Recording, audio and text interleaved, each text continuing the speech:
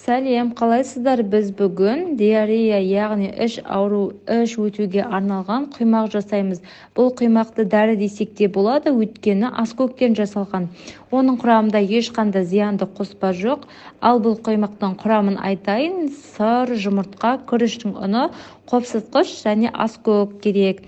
Ал балаларыңыз аскөкті ұнатпайтын болса, блендермен өткізіп, сұйықтау етіп қоссаңыздар болады.